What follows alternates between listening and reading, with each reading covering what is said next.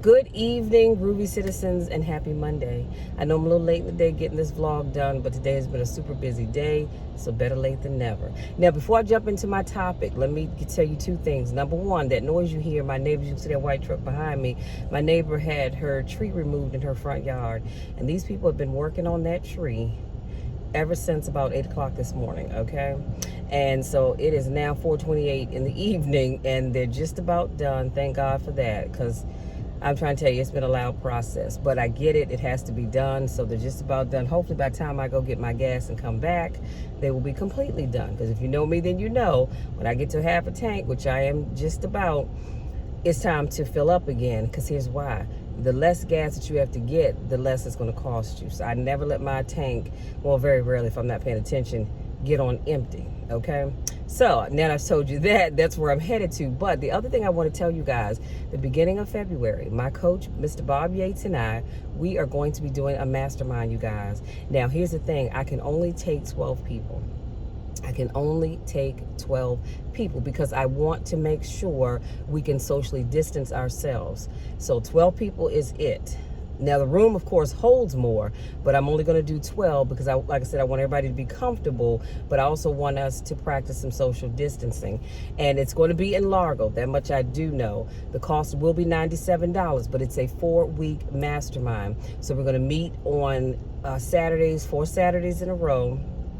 And we will meet for about no more than 2 hours. Now, if we go over, because you know sometimes we're talking and we're brainstorming, we may go over just a little bit, but if you can just give me 2 hours for 4 weeks, I'm going to help you get yourself on track.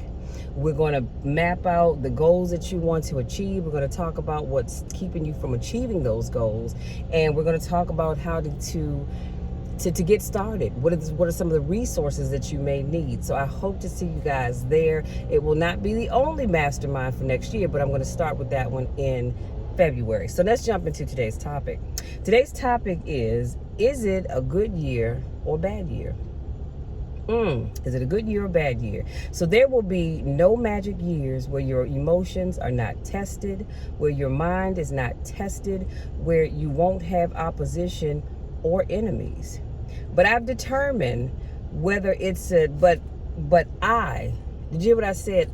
We determine if it's going to be a good year or bad year by how much closer we're coming to what God has in store for me, for you, for us, how much progress we're making towards the direction that God and I have charted out for my life. So this is a quote by Les Brown. So where I said I and you and we, he actually says just I in here. So I'm gonna put that quote in the description box. Make sure you check that out. And I need you to really get it ingrained in your mind. I need you to marinate over it, but let it really marinate in your spirit, because you decide on whether it's going to be a good year or a bad year. There are no, like Les Brown says, there are no magic years. There just aren't. You're going to have some great years, and we all have experienced this, where we've had some great years and we've had some not so great years. The pandemic hit in 2020. It was probably a not so great year for many people, especially for those individuals that have businesses. It was not necessarily a great year. Come on now, they got this raggedy car creeping up the street. It was not necessarily a great year, because when your business had to close down, guess what? That means you weren't generating any income. Come on, somebody. So last year was not necessarily a great year for many people. But again, there were some who made it a great year because they said, hey, I'm gonna make the best of a bad situation. It's almost like that old saying, when life gives you lemons or hands you lemons, make lemonade. You decide on what kind of year you're going to have. And I don't know about you all, but every time the year is coming to a close, that's why I keep, and I don't have it with me, so I can't show it to you, but that's why I keep my journal, because I like to go back and look at all of the things that I've accomplished for the year. And I can look to see if I achieved the goals that I set out to achieve. And if I didn't, then I can go back and say, okay, is this a goal that I necessarily want to put on my to-do list for the next year? Because sometimes I find, now here's the thing, I come up with a lot of goals, y'all. I told y'all my mind is always working. And so sometimes I have more ideas than I have time. And so I may not, look at you cutting through the gas station, weirdo. So I sometimes have more ideas than I have time. And so I may not always get to the things that I want to achieve. And that's okay. At least I wrote it down in my journal. And if I don't get to it, then I have two options. I can ask myself, is that something that I still am interested in?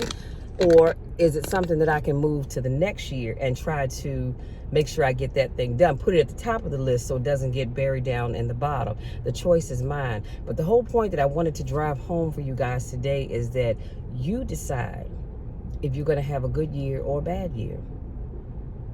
You really do. And to be honest with you, overall, this has been a great year. Not a great year. It's been almost up there with a great year, but this has been a really good year for me in many, many, many ways.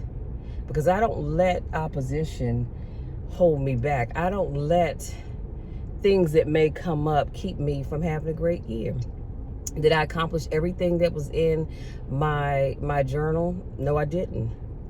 But that's okay, because guess what? Again, I can go back and decide, do I want to tackle them next year, or do I want to just scrap them all together?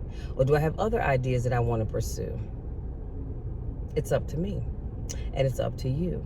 So don't let anything, and when I say anything, I mean anything, not a pandemic, not the people around you, not your spouse, your kids, your co-workers, the bum on the street at the liquor store, nobody. Don't let anything or anybody deter you from living your best life, because the choice to do that is up to you.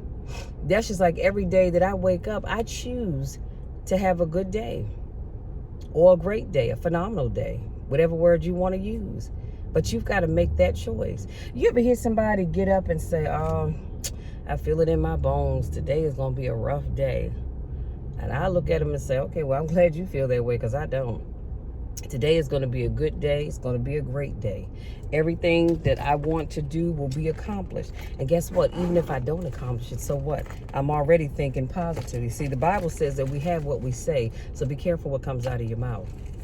I tell myself I'm going to have a good day every day, no matter what. I don't care if it pours down raining. I don't care if you decide you're going to break up with me. I'm still going to have a good day, because God is going to bless me anyhow. So let me just do a quick recap, and I'm going to let y'all be so I can get my gas and get on back home. So again, Les Brown's quote reminds us that there are no magic years. I'm going to say this: there are no magic days. There are no magic weeks. There are no magic months. And there are no magic years. Your emotions will be tested.